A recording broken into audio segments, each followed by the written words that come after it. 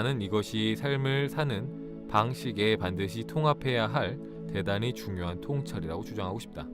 실제로 내 온라인 수업에서 통합 방법을 배운 수천 명의 사람들이 180도 바뀐 삶을 살고 있다. 그만큼 나는 이 주제에 대해서 잘 안다.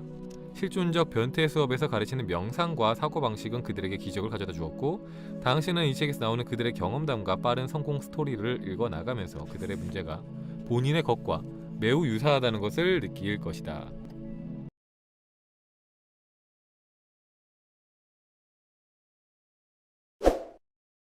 자, 반갑습니다. 포아! 자, 포밀리 여러분 반갑습니다. 여러분도 어서오세요. 자, 오늘 할 책은 이겁니다. 익스텐셜 킹크. 자, 실존적 변태 수업 킹크라는 책을 하려고 합니다. 이 책이에요, 이 책. 자, 이 책이고요. 자, 뒤에 보면은 뭐라 써있냐면은, 왜 우리는 항상 끔찍한 상사, 끔찍한 애인을 만나는 걸까? 무의식에 억압되고 터부시된 욕망이 우리 인생의 패턴을 만들기 때문이다. 그렇다면은 이 기이한 욕망을 즐겨보는 건 어떨까? 무의식적 욕망이 은밀히 창조해낸 끔찍한 것들에서 오히려 성적 흥분을 느껴보라는 실존적 변태 수업은 수많은 이들의 삶을 짜릿하게 변화시켜 왔다라는 책입니다. 신선하죠, 접근 방식이. 기존의 자기계발서들은 도덕책 같은 느낌이었다면은 이 책은 조금 자극적인, 약간 악마와의 수다 같은 부류의 책인데 그 책보다도 더 자극적으로 쓰여진 책인 것 같아요, 어떻게 보면은. 그래서 이게 책이 이렇게 껍데기가 벗겨집니다. 이렇게 벗겨져 갖고 이렇게 책이 나와요. 자, 그래서 오늘은 이거 앞부분을 좀 다뤄보려고 합니다. 이게 좀 어떻게 보면은 좀 생소한 접근들이 많아서 다뤄야 될 게 좀 많은 것 같아요, 다른 책보다는. 다른 책은 전반적으로 여러분들 이해하고 있던 전제하에 얘기를 하면 되지만, 이거는 조금 대화 방식이 악마와의 수다처럼 여러분들의 기존의 보편적인 상식들을 깨는 선에서 어떻게 보면 접근하는 내용들도 있기 때문에 조금 다뤄야 되는 게 좀 많은 것 같습니다. 그래서 이 책은 좀 많이 기본적인 내용들을 좀 보면서 가려고 하는데, 자, 머릿말부터 같이 보도록 하겠습니다. 우리가 머릿말부터. 자, 실존적인 변태 수업은 내가 가르치는 구체적인 명상법으로서 우리가 사실상 역겨운 부정적 패턴에서 느끼던 무의식적 쾌감을 기꺼이 드러내고 즐김으로써 그러한 부정적인 패턴을 해소하는 과정이다. 여기서 말하는 부정적인 패턴이란 조금 더 구체적으로 말해 다음과 같은 일반적인 문제들이다. 아무리 노력해도 매달 쥐꼬리만한 돈밖에 벌지 못한다. 나를 학대한 부모와 놀라우리만치 똑같은 사람과 계속해서 사귀게 된다. 특정한 건강 문제나 체중 문제에서 벗어날 수가 없다. 직관이나 창작력이 막혀 흐르지 않는다. 자, 솔직히 말해서 우리는 모두 살면서 한 번쯤은 이런 종류의 일들로 인해서 고통을 받는다. 그리고 또 완전히 까놓고 더 솔직해지자면, 즉 통상적인 인식 너머로 더 깊은 수준에까지 솔직해지자면, 우리 모두는 이런 고통 속에서 기이하게 비틀린 가학, 피학적 쾌락을 즐긴다. 그렇기 때문에 똑같은 문제를 반복해서 경험하는 것이다. 자, 이거 이해되시나요? 자, 우리가 어떤 문제들을 갖고 있어요. 특정 수익 이상을 벌지 못한다거나 경제적으로 계속 쪼들린다거나, 아니면은 내가 싫어하는 모습을 가진 사람, 그러니까 내가 정말 싫어하는 부모님의 어떤 모습이라든가, 아니면은 내가 정말로 싫어하는 어떤 직장 상사의 모습이라든가, 아니면 내가 정말로 싫어하는 어떤 특정한 모습을 가진 그런 애인들만 계속해서 만난다거나, 아니면은 어떤 특정한 건강 문제에 대해서, 그러니까 내가 살이 너무 쪘거나, 아니면 내가 너무 말랐거나, 아니면 내가 뭐 어디 특정한 부분이 안 좋거나 하는 그런 특정한 건강 문제에서 벗어날 수가 없다거나, 아니면 이런 직관이나 창작력이 막혀서 흐르지 않는다거나, 이런 문제들을 계속해서 겪고 있다고 하면은 여러분들은 사실 그 고통 속에서 그것들이 이제 여러분이 원하지 않는 거잖아요. 여러분이 원하지 않는 것들이 자꾸 펼쳐지니까 거기서 고통을 받는데, 그 고통을 여러분들도 모르는 사이에 이 비틀린 가학, 피학적 쾌락을 느끼고 있기 때문에 그런 문제들이 반복해서 경험되는 것이다 라고 얘기하는 겁니다. 자, 이것은 전혀 새로울 게 없는 개념이다. 나는 피츠버그 대학에서 문화비평 연구로 박사학위를 취득했는데 그 과정에서 수많은 심리학 이론을 접했다. 심리학 안에서 기피 자맥 질환 이 시기를 통해서 나는 우리 인간이 삶의 나쁜 일에 대해서 무의식적으로 쾌감을 느끼는 질긴 습관이 있다는 것을 배웠다. 자, 그러니까 저는 이걸 되게 어떻게 이해를 했냐면은, 우리가 이제 보면은 이게 되게 인정하기 좀 힘들 수 있는 내용일 수 있는데, 가끔 가다가 우리 보면 이상한 것들 즐길 때가 있어요, 그죠? 이상한 것들. 예를 들어서 소변을 참는 그 통증을 즐긴다거나, 아니면 운동을 하면서 근육이 막 소리 지르고 막 찢어지고 막 아픈 그 근육통을 막 즐긴다거나 그렇게 어떻게 보면은 통증을 즐기는 고통을 즐기는 거잖아요, 그죠?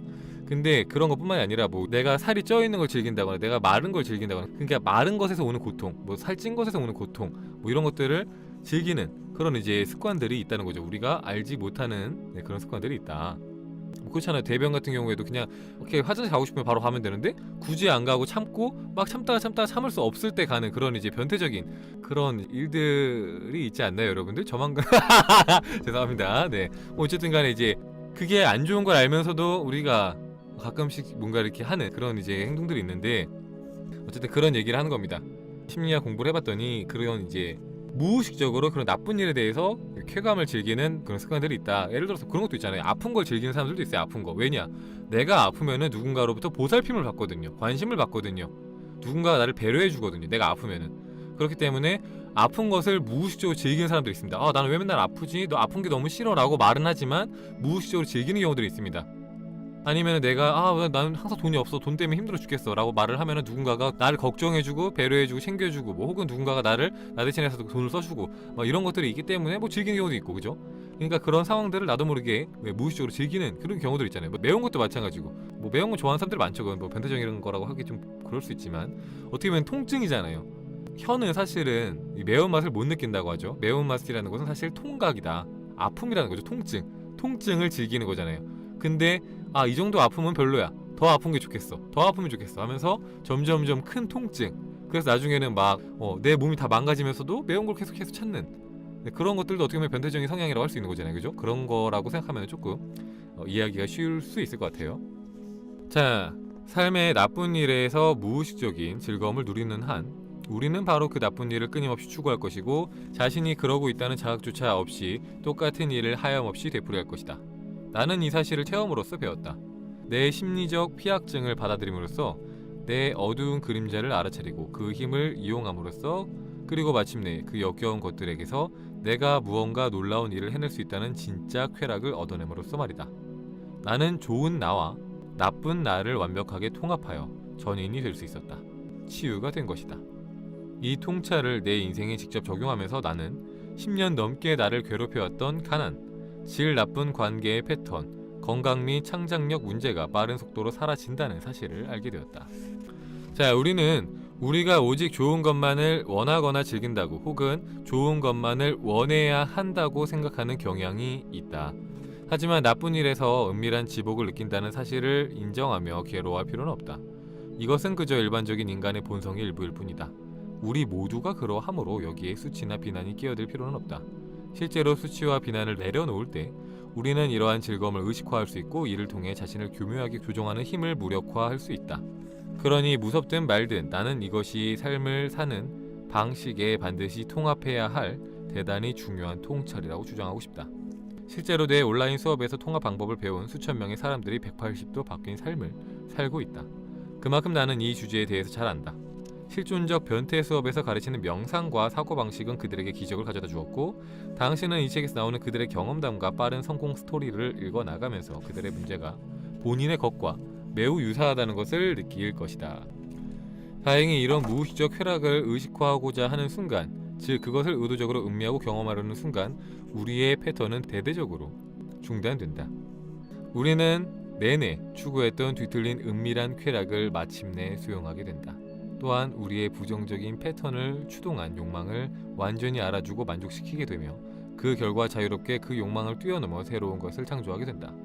이것이 이 책 실존적 변태 수업의 핵심이다.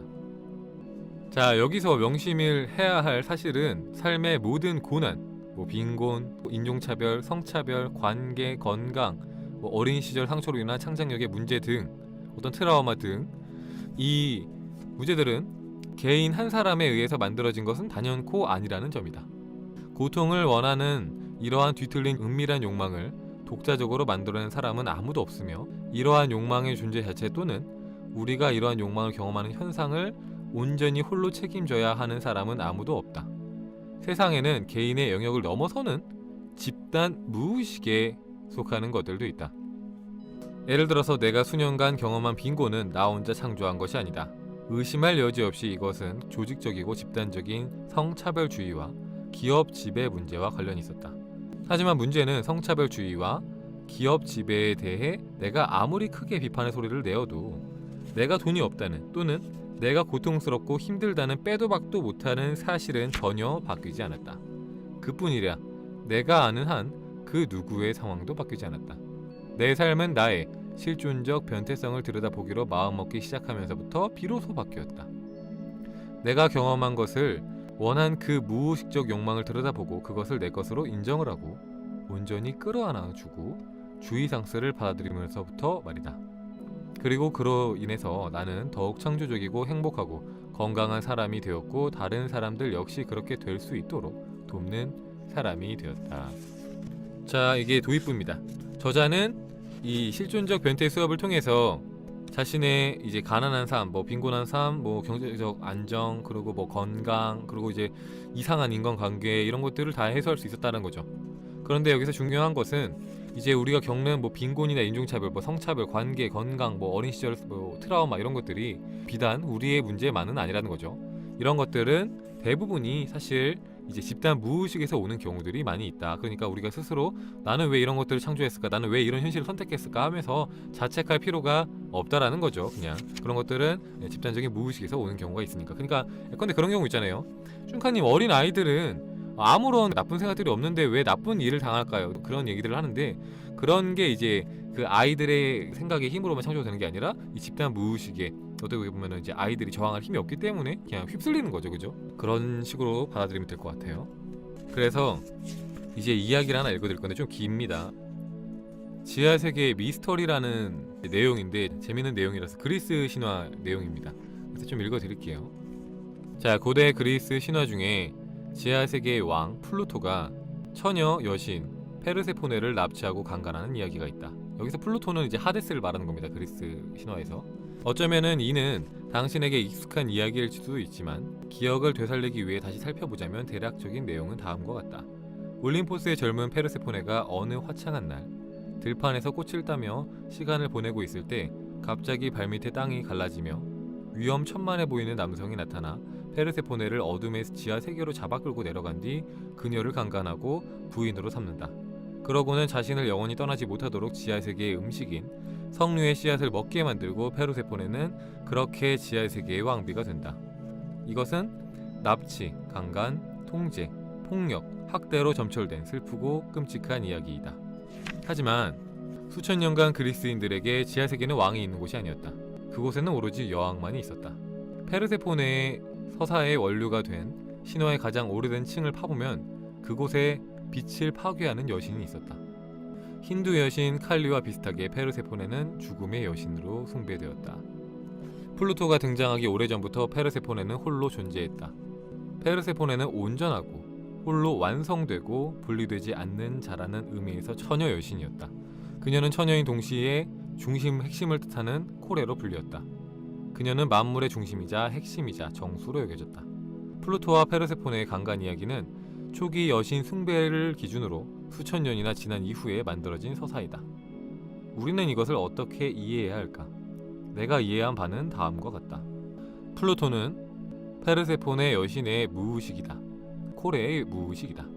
현대 점성학에서 플루토는 무의식의 신이다.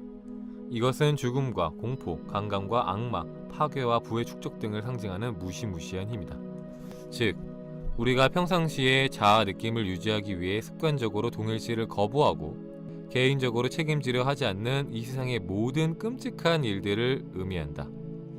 플루토는 또한 연금술 그 자체의 가능성을 의미한다. 무의식의 신이 가진 힘을 깨닫고 기억하고 받아들이고 용서하고 사랑하고 의식화했을 때 비로소 이용할 수 있는 의도적이고 기적적인 변성 말이다. 자, 내 해석은 이렇다. 어느 날 위대한 시인 코레는 가없이 강력한 지하 세계의 단독 통치자인 자신이 지루해졌다. 그녀는 홀로 완성된 자이자 전지전능한 신으로서 경험하는 영원한 단조로움의 실증을 느끼고 여기에 균열을 내줄 약간의 드라마가 필요하다고 생각했다. 그리하여 코레는 자신을 두 개로 쪼갰다. 자애롭고 상냥하고 의식적인 모습과 그것의 쌍둥이 격인 잔혹하고 무의식의 신 플루토로. 그녀는 들판에서 꽃을 따는 영원히 늙지 않는 어린 소녀와 같이 순수하고 분리된 개별자로서의 자신을 경험하기 위해 그리고 그 후에 변태스럽고 혼란스러운 이원성 섹슈얼리티 폭력에 수반되는 모든 무시무시한 흥분과 전율을 경험하려 자신을 둘러 나눈 것이다. 자, 코레는 위대한 이야기를 경험하고자 했고, 위대한 이야기에는 그것이 비극이든 희극이든 언제나 분투와 역경, 대립이 존재한다. 또 분리와 재통합의 과정이 있다. 이런 시각에서 보자면 페르세포네의 강간 이야기는 단독자인 신이 제 손으로 이원성을 창조하여 자신의 끔찍하고 고통스러운 면을 경험한 다음 마침내 다시 통치자로, 통합된 자로 되돌아오는 이야기다. 단 예전과 다른 점은 무섭도록 타자 같은 자신을 경험한 뒤에만 깨달을 수 있는 자아 인식이 생겼다는 점이다. 플루토는 우리가 타자, 내가 아닌 그 모든 것을 뜻한다. 너무나 끔찍하고 광대무변하고 숭고하고 폭력적이어서 감히 우리가 자기 것이라고 동일시하지 못하는 타자 말이다. 수세기에 걸쳐 내려온 가장 유명한 버전의 그리스 신화에 따르면 페르세포네는 플루토에 납치당한 뒤 지하세계의 왕비가 되어서도 여전히 슬프고 꺼림칙하다. 그녀가 그 망할 놈의 석류 씨앗을 먹었기 때문에 올림포스의 밝은 들판에서 어머니 데메테르와 보낼 수 있는 시간은 1년에 고작 6개월이 지나지 않는다. 나머지 시간은 지하세계에 갇혀 유령들에게 둘러싸인 상태로 자신을 고통에 빠뜨린 간악한 자의 아내로 살아야 한다. 하지만 이 버전의 신화는 마법의 관점에서 볼 때 딱히 인상적인 면이 없어 보인다. 그래서 나는 페르세포네의 강간의 진짜 이야기, 엘레우시스 밀교의 참석자들에게 알려진 진짜 이야기는 다음과 같은 버전에 훨씬 가깝지 않을까 추측해본다. 납치, 강간, 통제 등의 고난을 겪은 페르세포네는 어느 날 밤 자신의 비참한 운명을 깊게 숙고하며 지하세계의 음식, 석류의 씨앗을 먹는다. 그녀는 씨앗을 먹음으로써 지하세계를 자신의 것으로 받아들이고 분리된 순수한 나를 경험하기 위해 스스로 플루토를 창조하기로 선택했음을 기억해낸다. 이것은 깨달음의 아하 모멘트다. 이 사실을 기억해낸 페르세포네는 플루토를 새로운 눈으로 바라본다. 잔인한 괴물로만 생각했던 그는 사실 자신이 부탁했다는 이유 하나만으로 사악한 악당 역할을 충실히 수행해준 참으로 이타적이고 헌신적이고 순종적인 연인이었던 것이다. 이 사실에 눈뜬 페르세포네는 플루토를 용서하고 이들은 부드럽게 하나가 된다. 페르세포네는 이제 더 이상 지루함과 외로움에 떠는 왕비가 아니다. 그녀는 헌신적인 연인과 함께 자신의 힘과 그에 따르는 모든 책임을 완전히 자각한 상태로 지하세계를 다스린다. 이것은 자신의 힘을 타자로서 경험한 뒤에만 깨달을 수 있는 자각이다. 지하세계의 미스터리란 무의식의 신인 플루토가 아무리 혐오스럽게 보일지언정 그는 사실 우리가 손수 만든 창조물이고 친절하고 헌신적인 연인이라는 사실이다. 우리가 이것을 기억하고 그를 용서하고 처음부터 진정 우리 것이었던 그의 힘을 온전히 내 것으로 경험하고 그를 사랑할 때 우리는 비로소 플루토의 가없는 힘을 이용할 수 있다. 우리는 모두 이원성의 화신이다. 모든 존재는 빛과 어둠의 차원을 모두 갖고 있다. 인격의 어두운 면, 즉 타자 또는 그림자가 어두운 것은 우리가 그것을 보지 않기 때문만은 아니다. 그것을 구성하는 내용물이 우리가 원시적이고 원초적이며 부정적인 충동이라고 치부하는 것, 그리하여 의식이 감지하지 못하게 묻어두고 부정하기로 선택한 것이기 때문에도 어두운 것이다. 하지만 페르세포네의 경우처럼 우리의 목표는 전인이 되는 것이다. 전인이 된다는 말은 우리의 어둡고 변태적인 면을 인정한다는 뜻이다. 그것을 수용하고 용서하고 온전히 책임지는 것을 넘어 그것을 사랑하고 그것의 별스러움을 즐기고 마침내 우리의 존재의 전체로 통합한다는 뜻이다. 이것이야말로 진정한 힘의 근원이며 변성의 마법이다. 자, 이 내용을 보면은 좀 재밌죠? 자, 이제 지하세계의 왕 하데스가 이제 페르세포네를 강제적으로 이렇게 데리고 와서 지하세계에 가둬놓고 이렇게 지내게 하는데 이 페르세포네가 그 지옥에서의 생활을 하다가 어느 순간 그 삶을 그냥 인정하고 받아들이기 시작하죠. 그냥 이 지하세계의 음식을 먹고 뭐 석류의 씨앗을 먹고 그냥 이 지하세계를 자신의 것으로 그냥 받아들이고 인정을 하는 겁니다. 그리고 그렇게 되자 그 순간에 깨달음을 얻죠. 아, 사실 저 하데스는 내가 창조한 거구나. 이 혼자 있는 내가 무료했던 나머지 내가 이걸 창조했구나. 이 하데스라는 존재를 창조했구나. 그래서 저 하데스는 나를 그토록 사랑하고 나를 그토록 아끼기 때문에 그렇게도 하기 싫을 만한, 되게 그렇게도 잔인한 역할을 맡아서 내 옆에 있는 거구나라는 것을 깨달으면서, 그러면서 이 하데스를 온전히 이해를 하고, 그러면서 다시 융합이 된 거죠. 그 원래의 하나였던 이 페르세포네로 다시 합쳐진 겁니다. 자, 이게 신이라는 존재는 사실 그냥 전체 이제 하나인 존재였다. 근데 그 존재가 내가 아닌 다른 것들을 경험하기 위해서, 체험하기 위해서 분열을 했다. 나와 남으로 분열을 하기 시작했다. 그게 이제 우리의 시작이었다. 그래서 선과 악이 처음으로 탄생하기 시작한 거죠. 왜냐? 이 서로 다른 것들이 존재를 해야지 서로 다른 것들을 체험할 수가 있잖아요. 완전히 내가 아닌 다른 것이어야지 알 수 있단 말이에요. 내가 다 갖고 있을 때는 모릅니다. 그게 어떤 건지 몰라요. 다 내 안에 있기 때문에. 근데 내가 아닌 다른 사람을 봐야지, 아, 키가 큰 사람이 있고 키가 작은 사람이 있어야지, 아, 내가 작은 거구나 하고 알 수 있는 것처럼 다 내 안에 있으면 모릅니다. 그래서 그걸 알기 위해서 분열을 했다라는 거죠. 그래서 이 이야기만 봤을 때도 우리 앞에 주어지는 것들이 정말 부정적인 사람, 정말 이상한 사람, 정말 파괴적이고 정말 쓰레기 같은 사람들, 막 그런 사람들 혹은 그런 사건들을 본다고 해도 사실은 그것들조차도 우리 안에서 분열된 것들의 일부라는 사실을 우리가 유추해 볼 수 있죠. 이 내용만 보더라고 해도. 근데 사실 사람들은 그것들을 인정하지 않고 저건 내가 아니다, 저렇게 살면 안 된다 하면서 부정하고 내가 좋은 것만 추구하려고 한다 라는 거잖아요. 그죠?